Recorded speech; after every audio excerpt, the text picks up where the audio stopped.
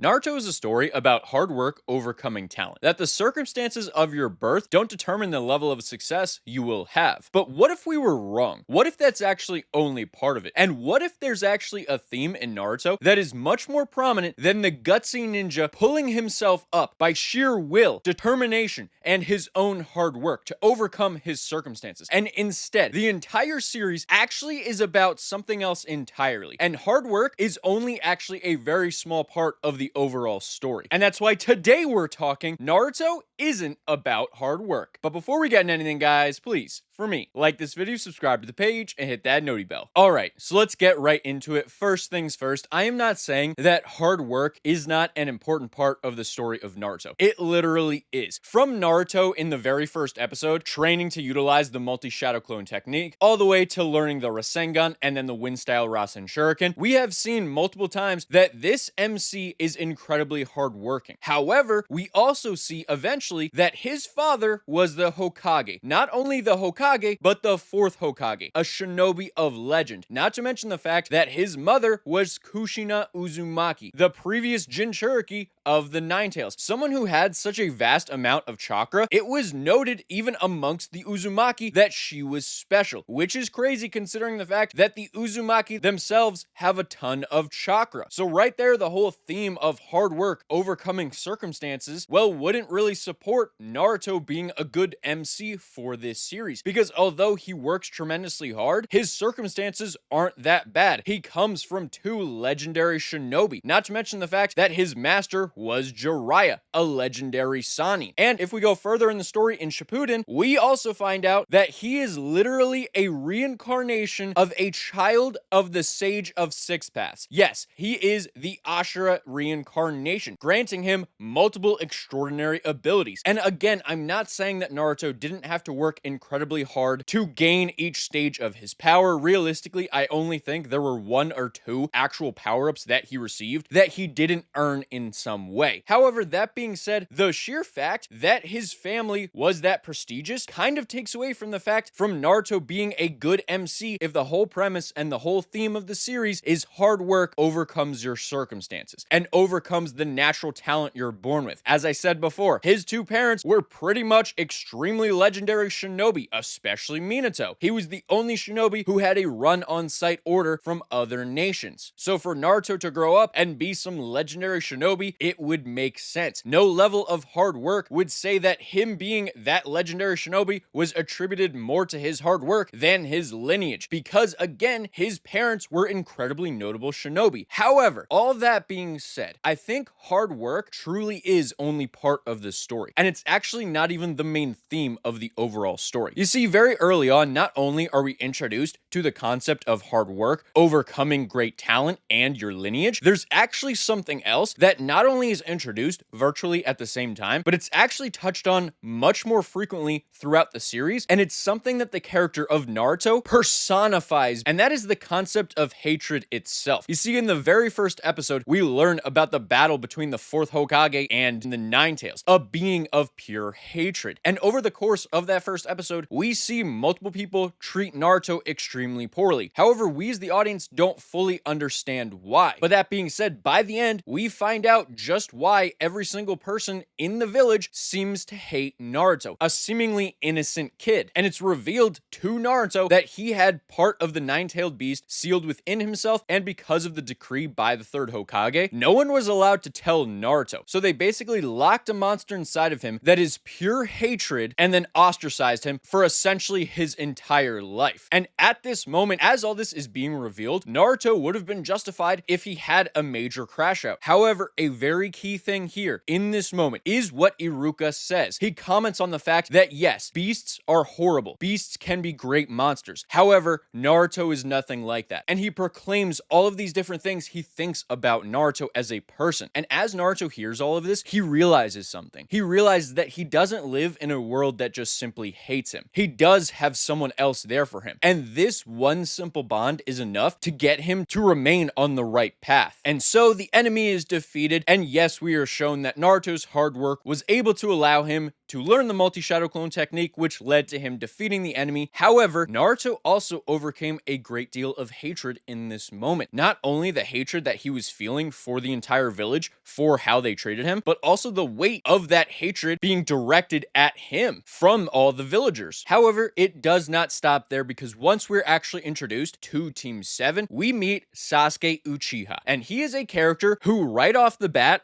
states he literally likes nothing. He has one and only goal. He wants to destroy a certain person, avenge his clan, and restore his clan to the prestige that the Uchiha used to enjoy. And so right away, we once again are introduced to a character who is presumably surrounded by hatred. And as we progress throughout the story, we see multiple instances of Sasuke not only combating his hatred for others, but also feeling the hatred of the world. You see, as an Uchiha, he was also ostracized in a way, just not as directly as Naruto was by the entire village. And after we meet Sasuke, we meet Gaara, another character who literally is a representation for hatred. He literally states in a monologue to Naruto that he loves nothing but himself. He loves only himself, and he will destroy essentially everything and anything that he wants to. He is hatred incarnate. He had been almost killed multiple times before he was even the age of 5 by his own father, showcasing that just like Naruto, this person had experienced a great deal of hatred. However, unlike Naruto, he didn't have someone to reach their hand out to him to take him out of that deep well of hatred. Instead, he dove even deeper into that hatred. He gave in to the hate, and as a result, he became a monster, and that led to him doing some incredibly cruel things over the course of the early parts of Naruto. However, once he's actually confronted with Naruto, after they have a battle and they both seemingly can't move, Naruto doesn't give up. However, it's not his actions that are realistically doing anything in this moment. It's instead his words, the compassion that he is showing to Gaara, the level of understanding that he is showing to Gaara, something that Gaara had never experienced up to that point. Because you see, as I mentioned before, Gaara literally was almost murdered by his own father and his own village multiple times. He never had anyone reach out to him in any way. So now having this shinobi from an entirely different land actually empathizing with you and actually trying to understand the pain that you've been going through, but not only that, trying to truly understand the hatred that not only you felt yourself, but that you felt towards the world. And we see almost right away that a great change happens within Gaara. And he even states when his siblings arrive that the fight is over, that they're done, and that they can leave. And this really just begins those times of Naruto using his famous talk no jutsu. And although that's something that gets memed a lot, I think it really does just highlight why this series is truly about hatred above all else. Because with Naruto's great strength, especially that great strength that he gains throughout this entire series, by the end, he could absolutely just trounce his enemies. He could kill, simply defeat, and capture all of his enemies. However, no real change would happen. Instead, he decides to do something else each and every time he encounters these different great foes with this tremendous amount of hatred. And that's he actually tries to rationalize with them. He tries to empathize with them. And he often asks them to tell him their story. And as they do this, he has a level of understanding with them. And after some mutual discussions, he's actually able to rationalize with them. And in many cases, actually get them to stop what they're doing. However, unfortunately, this isn't always the case. The first time he has his actual battle with Sasuke at the Final Valley, he sees firsthand the hatred that this shinobi world can create. And although he doesn't know directly the experience of losing an entire family, losing an entire clan, he does understand the fundamental aspects of what Sasuke is feeling. The true hatred for the world, the hatred for the shinobi world that created the circumstances that is making Sasuke suffer so much. These are things that Naruto has also experienced firsthand. Again, no, not in the sense that he truly understands what it's like to lose his entire clan, but he understands that level of hatred that Sasuke is feeling. However, unfortunately for Naruto, this isn't quite enough to stop his best friend. This isn't enough to get his best friend to realize that this hatred isn't worth it. He can't truly find a way to actually empathize with Sasuke. So as a result, Sasuke ends up leaving. After defeating Naruto, he ends up sparing Naruto and just simply leaving the village. And then we see Naruto understand that he needs to gain even greater power. He needs to do this so that he can bring back Sasuke. But before he can do that, he does have a couple other obstacles that he must confront along the way. And again, yes, we obviously see Naruto working incredibly hard throughout a lot of these events to learn different jutsu, and that's why I will agree that hard work is still part of the story. However, it is not that main overarching theme that I mentioned at the beginning, and that's actually what brings me to my next point, and that is Nagato, aka Pain. Once we see Pain interjected into the story, it seems like there's an incredibly big shift in the overall story of Naruto, because it really personifies what the main theme of this story is. You see, after Jiraiya is killed, Naruto feels an incredible amount of sorrow. He even feels a lot of hatred for Pain, and he swears that he's going to take Pain out no matter what it takes, and that vow leads him to going and training in Toad Sage mode. And after he becomes a full-fledged Toad Sage, he returns to the village, triumphant, ready to defeat Pain, only to see his village destroyed. And as he sees all this, he sees Pain standing right there in front of him. However, he also sees Lady Tsunade, clearly extremely wounded, extremely fatigued, and in this moment, Pain launches an assault right at Tsunade. However, before he can actually get there, Naruto intervenes and takes one of the Pains out with one shot, and he tells Tsunade to get out of there. He tells Gamakichi, get her out of here, but before she goes, he asks about Kakashi Sensei. And although no words are exchanged in this moment, Tsunade simply says nothing. Naruto can understand what that means, that not only was Jiraiya taken away from him, but so was Kakashi, one of the other father figures that he had, someone incredibly important to Naruto. So now Naruto is incredibly pissed off. All he wants to do is kill Pain. He actually states that multiple times to Pain during this fight. And although Naruto is able to defeat 5 out of 6 of the 6 paths of Pain, he is eventually defeated in the end. He is immobilized, but luckily for him, Hinata is able to run in there and try her best